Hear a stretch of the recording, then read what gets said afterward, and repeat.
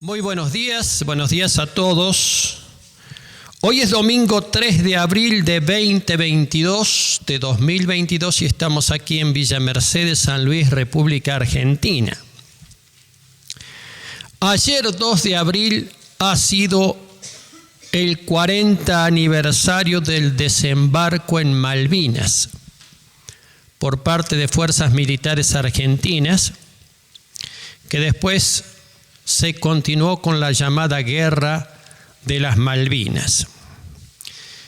Quiero hacer una reseña porque, mis estimados, nosotros los evangélicos, los hijos de Dios, tenemos dos patrias: la patria celestial y esta patria donde hemos nacido, donde vivimos, que se llama la República Argentina, y tenemos que honrar a las dos patrias.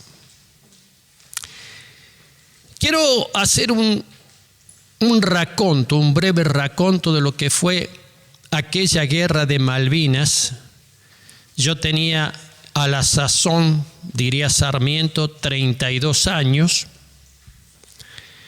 Ya estábamos casados con Adela, teníamos 2 niñas, las 2 primeras. Y quiero hablar algunas cosas porque aquí hay una cantidad de gente joven que ni había nacido, eran tan chicos que tienen un vago recuerdo de aquellos sucesos que marcaron a nuestra nación. Gobernaba en aquel entonces un gobierno de facto y el presidente era un general llamado Leopoldo Fortunato Galtieri. Ese era el presidente para aquella época. Se habían sucedido gobiernos militares, comenzó con Videla, siguió con el general Viola, y en este momento estaba entre ellos mismos, iban desplazándose, y en aquellos tiempos de la guerra gobernaba Galtieri. La semana anterior, o unos días atrás, no más de 10 días atrás, había habido en la Plaza de Mayo una fuerte protesta gremiales y ya no funcionaba demasiado bien el gobierno militar y había habido una fuerte protesta en Plaza de Mayo. Y ese día del desembarco en Malvinas, cuando conocemos la noticia del desembarco de tropas argentinas en Malvinas, la toma de lo que nosotros llamamos Puerto Argentino y que los ingleses llaman Puerto Stanley, la capital del archipiélago, hubo una efervescencia extraordinaria, porque se había tocado una fibra muy íntima del corazón del ser argentino, las Malvinas. Yo recuerdo algo que muy pocos conocen. Cuando yo estaba en el Colegio Nacional, en primer año del Colegio Nacional, en el año 1963, un aviador nacido en Villa Mercedes, un aviador civil nacido en Villa Mercedes, cuyo nombre no recuerdo y no lo he podido averiguar, hizo un raid desde algún lugar del continente argentino, aterrizó en Malvinas, plantó una bandera argentina, remontó de nuevo con el avión y volvió al continente. Esa fue una hazaña que celebramos. Me acuerdo que en aquel momento hicimos una marcha con antorchas en celebración, porque era un sentimiento muy caro el tema de Malvinas.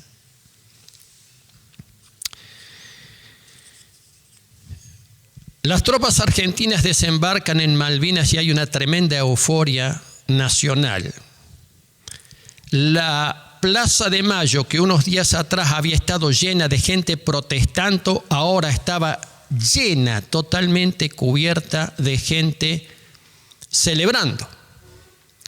Y sale el general Galtieri al balcón de la Casa Rosada y saluda a la multitud que lo ovaciona, la misma multitud que unos días atrás había hecho una manifestación de protesta.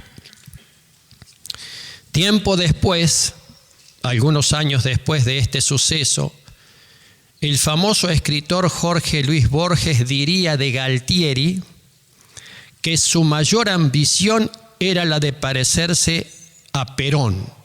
Él saludando desde la casa, desde los balcones de la Casa Rosada, como acostumbraba a hacer Perón, ahí hizo Galtieri. Estábamos todos muy conmocionados. Se había tocado un rincón muy sensible del corazón de los argentinos, las Islas Malvinas.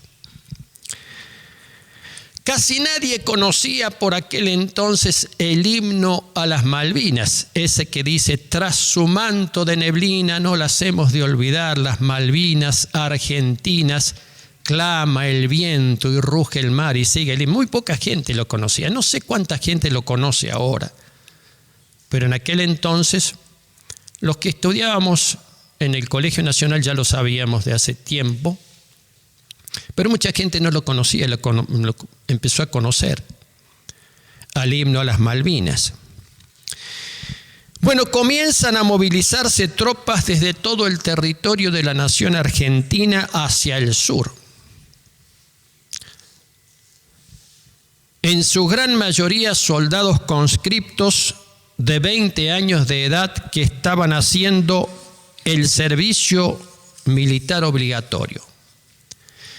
Se van llenando las islas de tropas argentinas con navíos que desembarcan, como nos contó hace unos instantes un veterano de la guerra que es de nuestra congregación, que se llama Pedro Volati, y él estaba en el portaaviones 25 de mayo, el portaaviones atraca ahí en Puerto Argentino y otros navíos y desembarcan tropas y aviones desde el continente, Hércules desde el continente, llevando tropas, llevando armamento, llevando provisiones, todo ese tipo de cosas. Entre tanto, febriles reuniones diplomáticas en las Naciones Unidas y en la OEA. El canciller argentino, que se llamaba Nicanor Costa Méndez, viaja por todos lados y hace contacto con gran cantidad de gente. Algunos países de América y algunos países de América Latina apoyaban fuertemente a la Argentina en este reclamo por la soberanía de las islas, que de eso se trataba. Las islas habían sido invadidas por los ingleses en el año 1833 y desde entonces están en poder de Inglaterra. Pero otros gobiernos aún de Latinoamérica no apoyaron a la Argentina. Algunos decididamente apoyaron a Inglaterra. El gobierno argentino establece un sistema de comunicación muy, pero muy controlado. Por eso me hace acordar, yo lo he dicho, que este sistema de comunicación muy controlado que hemos tenido durante la pandemia, a mí me hizo recordar ese sistema de comunicación muy controlado durante la guerra de Malvinas. No se podía, muy pocos periodistas tenían acceso a las islas y eran muy controladas las comunicaciones. El canal oficial, que era el Canal 7, tiene como vocero principal a un periodista llamado José Gómez Fuentes. Todos, pero todos estábamos pendientes de lo que estaba pasando en Malvinas. Hasta ese entonces, digamos que el conflicto bélico no había comenzado, solamente la invasión argentina con creo que una sola baja y nada más. Pero estábamos todos pendientes de esa situación de todo el país. Entre tanto, el gobierno inglés, presidido por la primer ministra Margaret Thatcher, prepara una flota, una task force, fuerza de tareas se llamaba. Ojo, que Argentina había entrado en conflicto bélico con la segunda potencia bélica de Occidente. La primera, Estados Unidos. La segunda, Inglaterra. No es poca cosa. Entonces, Margaret Thatcher prepara rápidamente una flota y la envía desde allá al Atlántico Sur. Tarda un tiempo en llegar. Los dos navíos principales de esa flota eran dos portaaviones, el Hermes y el Invencible. Este último, el Invencible, era la nave insignia de la flota británica. Pero además tenía, como nos enteramos, al menos un submarino nuclear. El submarino nuclear es un navío que se propulsa en base a la energía nuclear. No necesita salir a superficie para tomar oxígeno, sino que puede navegar varios meses sumergido sin ningún problema. Precisamente el 2 de mayo, ese submarino nuclear británico, el Conqueror, torpedea con torpedos convencionales, no es que usaron un torpedo nuclear, con torpedos convencionales torpedea fuera de la zona de exclusión, porque había una zona de guerra y el conflicto se delimitó a esa zona de guerra. Por ejemplo, Inglaterra nunca atacó el continente argentino. Había una zona de guerra allí donde se desarrollaban todas las operaciones. Y el Conqueror, fuera de esa zona de guerra, fuera de esa zona de exclusión, atacó a la nave insignia de la Armada Argentina, el general Belgrano. Lo torpedea, lo hunde, y en esa acción mueren 323 argentinos, más de la mitad de todos los argentinos que murieron durante todo el conflicto. Mueren cuando es hundido el general Belgrano. Para que tengan una idea, en el conflicto murieron 649 argentinos y 255 británicos, sin contar, por supuesto, los heridos y las tremendas secuelas que dejó la guerra en mucha gente. Muchos excombatientes de Malvinas se suicidaron tiempo después. Para esto, las fuerzas argentinas, particularmente la aviación, tiene una destacadísima actuación. Tanto la aviación de la Fuerza Aérea como la aviación de aviones del Ejército y también aviones de la Armada. Y un avión de la Armada, uno de los más modernos que tenía, como sabemos, la capacidad bélica de Inglaterra y la modernidad de las fuerzas inglesas eran muy superiores a las de Argentina. Pero hay un avión la Armada tenía unos aviones bastante buenos, franceses, llamados Superétendard, que desplegaban un misil que no se había probado nunca en un conflicto bélico, es el famoso Exocet. Con ese Exocet, un Superétendard impacta y manda a pique a la fragata Sheffield, que era el segundo de los navíos, o el tercero en importancia, de la flota inglesa. Eso produce en toda la República Argentina una euforia. Ya comienzan las acciones bélicas, los ingleses ya habían bombardeado el aeropuerto de Puerto Argentino, en fin, comienza la guerra. Así sigue desarrollándose la guerra, seguida por los argentinos por televisión y por la radio, pero como las noticias estaban sumamente controladas, me acuerdo que en casa escuchábamos Radio Carve de Montevideo. Yo tenía un receptor de radio bastante bueno, entonces uno escuchaba mucho la radio, y tomábamos la señal de Radio Carve de Montevideo, y a través de esa señal, a través de esas noticias, que podíamos enterarnos con más fidelidad de lo que estaba pasando. porque en definitiva por ahí la información, sí, vamos ganando. La cosa no era tan así, estábamos enfrentando una fuerza muy superior, con ayuda estratégica de Estados Unidos. Estados Unidos no se metió directamente en el conflicto, pero brindó ayuda estratégica, satelital, particularmente a Inglaterra. Entre tanto, las negociaciones diplomáticas eran febriles. El gobierno de Perú propone un acuerdo, casi al principio de la guerra, el gobierno de Perú propone un acuerdo. El presidente Fernando Belaúnde Terry del Perú, que por otra parte Perú apoyó totalmente a la Argentina, incluso con envío de material bélico. El gobierno de Belaúnde Terry hace una propuesta de paz, pero esa propuesta de paz queda hecha añicos cuando el Conqueror, el submarino británico, hunde al Ara General Belgrano de la Argentina. Ahí ya no había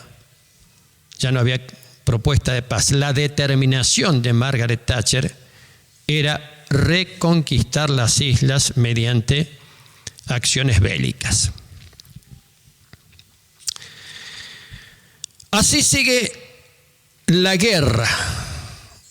Los ingleses hacen una cabeza de playa, si ya hay tropas inglesas que están en el territorio de las Malvinas, hasta que finalmente, y se suceden hechos bélicos, en fin, Argentina hundió varios aviones y bueno, en fin, los ingleses derribaron una cantidad la aviación argentina derribó averió o atacó varios barcos ingleses. Los ingleses, por otro lado, derribaron una buena cantidad de aviones argentinos.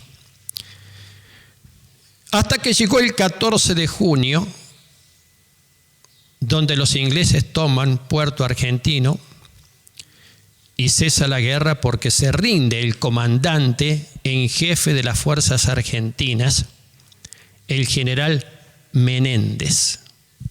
La Argentina se rinde, 14 de junio de 1992.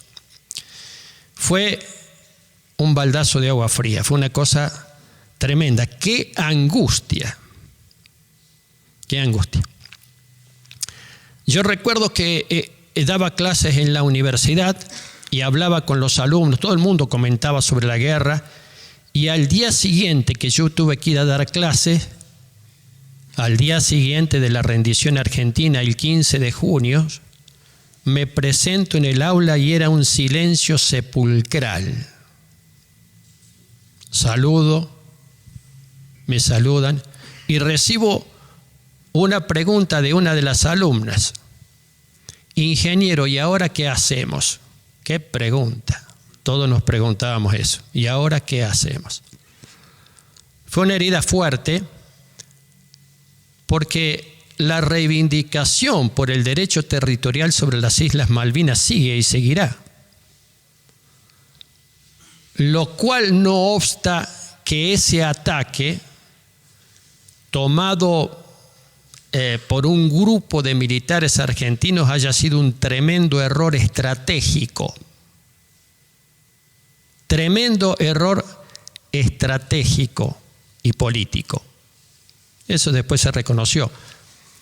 Un general llamado Rattenbach encabezó una comisión de militares que analizó todo el despliegue de Malvinas después que Galtieri, como presidente, es desplazado por los militares y asume otro militar la presidencia que se llamó Reinaldo Viñone. Y comienzan entre los militares a juzgar y a evaluar. Y hay un informe que se llama un informe de la Comisión Rattenbach, donde analiza el desarrollo de la guerra y algunos errores tremendos que se cometieron. Miren, el hecho cierto es que mucha gente, muchos hombres, inclusive mujeres que trabajaron de enfermera, que estuvieron en Malvinas, después las retiraron. Muchos quedaron allá en las islas, en un cementerio que inclusive ahora no se puede visitar, ha sido visitado ahora por un periodista en su calidad de periodista, un periodista de La Nación, ha visitado las islas ahora. Por supuesto, los isleños no quieren saber absolutamente nada con ser que las islas pasen a ser territorio argentino, pero eso así fue siempre.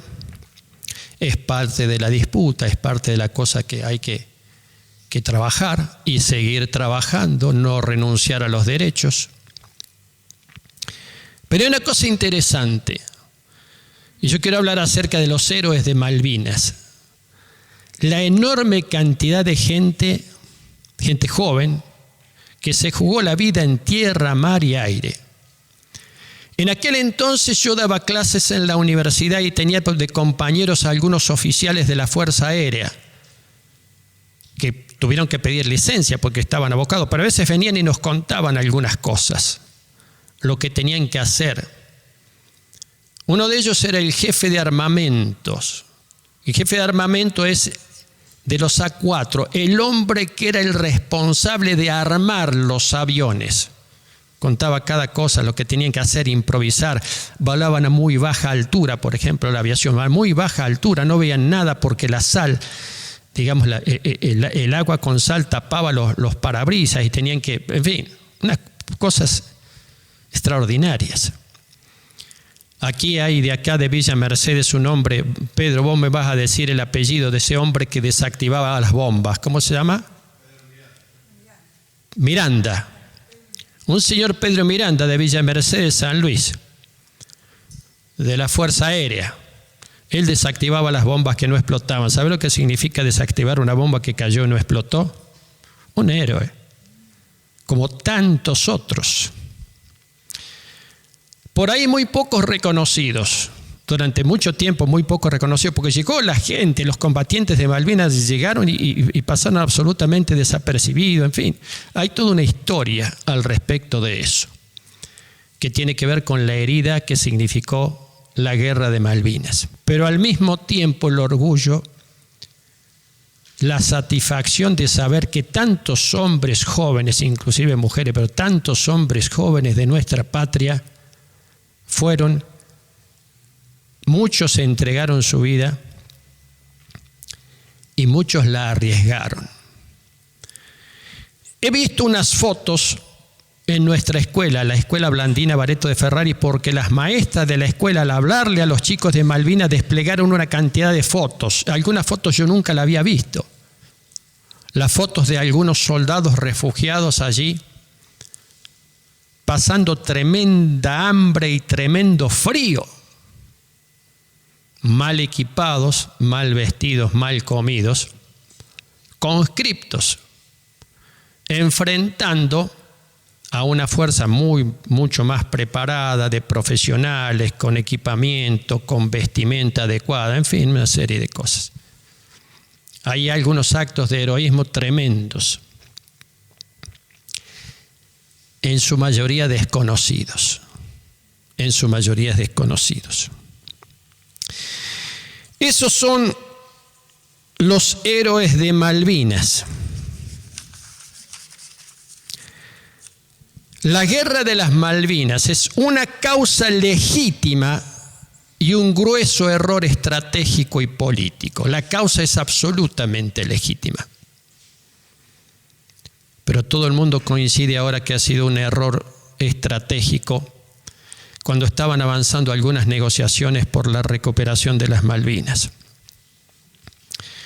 El gobierno militar, en franca decadencia, popularidad, con esto quiere dar un golpe de efecto y al principio lo logra. Galtieri aclamado por la multitud en la Plaza de Mayo. Y después viene la caída. Inclusive la caída del gobierno militar que decide entregar el poder a los políticos, a la civilidad, al año siguiente. Eso ya es otra historia. La soberbia de entonces, de los militares, de los gobernantes, era tremenda. La soberbia es mala consejera. Una famosa periodista italiana llamada Oriana Fallaci, ya fallecida, famosa porque durante la guerra de Vietnam cubrió gran parte del conflicto. Oriana Fallaci viene, entrevista al presidente y entrevista a algunos militares argentinos y después, en una charla con otros periodistas, dice lo siguiente: non si può parlare con i vostri militari. No se puede hablar con los militares de ustedes. Son gente que tiene no razonan bien. Están metidos en una cosa. Eso lo dijo con autoridad. Tal vez ese signo, ese síntoma de soberbia que tenemos los argentinos y por los cuales somos conocidos en el mundo entero, esa soberbia, no sé de dónde viene, pero la verdad que no es buena. Siempre necesitamos una dosis de humildad para reconocer nuestros errores, nuestros propios errores. Ustedes saben que la palabra guerra casi no aparece en el Nuevo Testamento. Aparece 7 veces solamente. Una vez en Lucas, una vez en Santiago y 7 veces en el Apocalipsis. Sí aparece muchas veces en el Antiguo Testamento, porque en la historia del Antiguo Testamento el pueblo de Israel tuvo que enfrentar muchas guerras con distintos enemigos. Pero uno de los textos en que aparece la palabra guerra en el Nuevo Testamento es en Lucas capítulo 14, donde el Señor Jesucristo dice lo siguiente. Por favor, presten mucha atención a esto, porque lo cito y no voy a predicar mucho sobre esto. La palabra dice, habla el Señor Jesucristo y dice lo siguiente: ¿qué rey que sale a hacer la guerra contra otro rey no se sienta primero y consulta si puede salir con 10.000 al que viene contra él con 20.000? Y si no puede, cuando el otro está todavía lejos, le envía una embajada y le pide condiciones de paz. Estas son palabras del Señor Jesucristo. Por supuesto, no fue eso lo que pasó en la República Argentina. Si bien en el Nuevo Testamento no se habla de guerra, hay implícita, está implícita una guerra, pero una guerra muy particular. El apóstol Pablo, escribiéndole a Timoteo, no habla de la palabra guerra, pero cita la palabra batalla y se encuentra en 1 Timoteo 6:12 y le dice lo siguiente: pelea la buena batalla de la fe. Es una batalla, la batalla de la fe, es una buena batalla, es una batalla legítima, no es una batalla injusta, es buena y hay que pelearla, la buena batalla de la fe. La buena batalla de la fe, claro, hay que pelearla y hay que tener valor para pelearla y hay que tener confianza para pelearla y hay que tener fe precisamente para pelearla. ¿Qué es la buena batalla de la fe?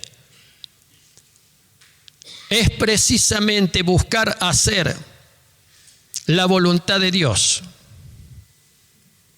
Buscar hacer la voluntad de Dios en todos los aspectos, en todo sentido, en todo momento, en todo lugar y bajo toda circunstancia. Esa es la buena batalla de pelea. Tenés que pelear, Es una buena batalla para pelear.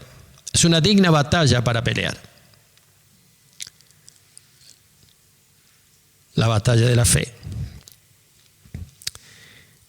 Y en la segunda carta a Timoteo, el apóstol, medio como despidiéndose ya de su discípulo favorito, le dice lo siguiente, estas palabras: he peleado la buena batalla. Otra vez la buena batalla. ¿Viste que nosotros muchas veces hablamos que en Cristo somos más que vencedores? Es cierto, eso lo dijo Pablo, en Cristo somos más que vencedores por medio de aquel que nos amó, pero se es vencedor solamente cuando uno pelea la buena batalla. Si no tenemos la capacidad de pelear esa buena batalla, que es una batalla de fe, que es una batalla espiritual, que es una batalla de convicciones, que es una batalla de amor y entrega, si no tenemos esa decisión de pelear la batalla, entonces vamos a ser derrotados. Y Dios no quiere que nosotros seamos derrotados. No quiere ver a su ejército, a sus hijos derrotados y caídos, porque Él los ha puesto para pelear la buena batalla. En este tiempo en que recordamos esa gesta de Malvinas con tantas situaciones y tantas cosas y tanto análisis, tantos ríos de tinta que se han escrito sobre Malvinas, conviene recordar, mis queridos, que los hijos de Dios estamos llamados a pelear la buena batalla de la fe. Y en estos momentos tenemos muchos argumentos para pelear la buena batalla, aparte de la indicación apostólica. Muchos. Hay que movilizarse. En esa época nosotros por ahí cuando andábamos, viajábamos, cuando empezaban, veíamos los transportes de tropas movilizándose hacia el sur. Camiones y camiones o colectivos llenos de jóvenes muchachos yendo hacia el sur. Eso se llamaba la movilización de las tropas. El Señor quiere movilizar a su tropa en estos tiempos para pelear la buena batalla de la fe. Que así sea. Amén.